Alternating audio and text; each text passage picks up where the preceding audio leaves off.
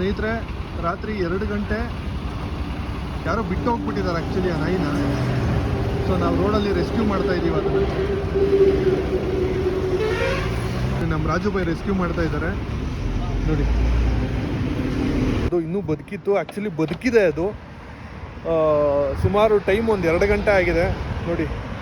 Time ಹತ್ರ 2:15 ಆಗಿದೆ time. ನಾವು ಹಂಗೆ ಕುಣಿಗಲ್ ರೋಡ್ ಕಡೆ ಬಂದ್ವಿ. ಸೊ ನಾನು ನಮ್ಮ ರಾಜು ಭಾಯಿ ನೋಡಿದ್ರೆ ರೋಡಲ್ಲಿ ನಾಯಿ ಅದು ಆ್ಯಕ್ಚುಲಿ ಬಿದ್ದಿದೆಯೋ ಇಲ್ಲ ರೋಡಿಗೆ ಬಂದಿದೆಯೋ ಇಲ್ಲ ಯಾರೋ ಬಿಟ್ಟೋಗಿದ್ದಾರೋ ಏನು ಅಂತ ಗೊತ್ತಿಲ್ಲ. ಸೊ ಹಂಗೆ ಬಂದು ನೋಡ್ತಿದ್ದಂಗೆನೇ ಬದುಕಿತ್ತು. ಆ್ಯಕ್ಚುಲಿ ಅದು ಒದ್ದಾಡ್ತಿತ್ತು ನಾಯಿ ಮಧ್ಯದ ರೋಡಲ್ಲಿ. ಸೊ ನಾವು ಗಾಡಿಗಳೆಲ್ಲ ನಿಲ್ಲಿಸಿ, ಪಾಪ ಯಾರೋ ಲಾರಿಯವರು, ನಾವೇನಾದರೂ ಅದು ನೋಡ್ಕೊಳ್ಳಿಲ್ಲ ಅಂದರೆ ಲಾರಿ 200% ಲಾರಿ ಅದ್ರ ಮೇಲೆ ಹತ್ತಿರೋದು, ಲಾರಿ ಹತ್ತಿಸ್ಕೊಂಡು ಹೋಗಿರೋರು, ಅದು ಸತ್ತೋಗಿರೋದು. ನಾವು ಇವಾಗ ಸಡನ್ನಾಗಿ ಅದನ್ನು ನೋಡಿ ಲಾರಿಯವ್ರಿಗೆ ಹೇಳಿದ ತಕ್ಷಣ ಪಾಪ ನಿಲ್ಲಿಸಿದ್ರು ಲಾರಿಯವರು ನಿಲ್ಲಿಸಿ ಇಲ್ಲಿಗೆ ತೊಗೊಂಬಂದಿದ್ದೀವಿ. ದಯವಿಟ್ಟು ಸ್ನೇಹಿತರೆ, ನಾನು ಒಂದೇನು ಹೇಳ್ತೀನಿ ಅಂತಂದರೆ, ಸಾಕೋ ಯೋಗ್ಯತೆ ಇದ್ದರೆ ಮಾತ್ರ ಮೂಕ್ ಪ್ರಾಣಿಗಳನ್ನ ಸಾಕಿ, ಇಲ್ಲ ಅಂತಂದರೆ ದಯವಿಟ್ಟು ಸಾಕಕ್ಕೆ ಹೋಗ್ಬೇಡಿ. ಎಲ್ಲೋ ಒಂದು ಕಡೆ ಜೀವನ ಮಾಡ್ಕೊಳ್ಳುತ್ತೆ. ಸೊ ಅದಕ್ಕೆ ಆ್ಯಕ್ಚುಲಿ ನೋಡಿ ಬೆಲ್ಟ್ ಹಾಕಿದ್ದಾರೆ ನೋಡಿ.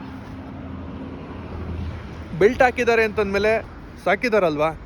ಸೊ ಸಾಕಿ ಈ ಥರ ದಯವಿಟ್ಟು ಯಾವತ್ತೂ ರೋಡಿಗೆ ಬಿಡಕ್ಕೆ ಹೋಗ್ಬೇಡಿ. ಅದು ಒಂದು ಮೂಕ್ ಪ್ರಾಣಿ, ಅದು ನಿಮ್ಮನ್ನು ನಂಬ್ಕೊಂಬಂದಿರುತ್ತೆ. ದಯವಿಟ್ಟು ಯಾವತ್ತೂ ಆ ಥರ ಮಾಡೋಕ್ಕೆ ಹೋಗ್ಬೇಡಿ. ಇಲ್ಲ, ಒಂದು ಮೂಕ ಪ್ರಾಣಿಗೆ ನಾವು ಇಲ್ಲಿವರೆಗೂ ಏನು ಮಾಡ್ತಾ ಇದ್ದೀವಿ ಒಂದು ಸಹಾಯ, ಬಟ್ ಇನ್ನು ಮುಂದಕ್ಕೂ ಕೂಡ ಈ ಥರ ಮೂಕ ಪ್ರಾಣಿಗಳು ಕೂಡ ದಾರಿಲಿ ನೋಡಿದಾಗ ಖಂಡಿತ ಹೆಲ್ಪ್ ಮಾಡ್ತೀವಿ.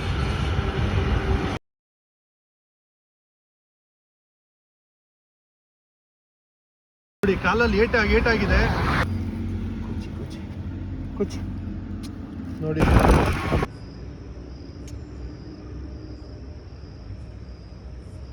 ಏಕೆಂದರೆ ದಿನನಿತ್ಯ ಒಳ್ಳೆ ಕೆಲಸನೇ ಮಾಡಬೇಕು ಅಂತ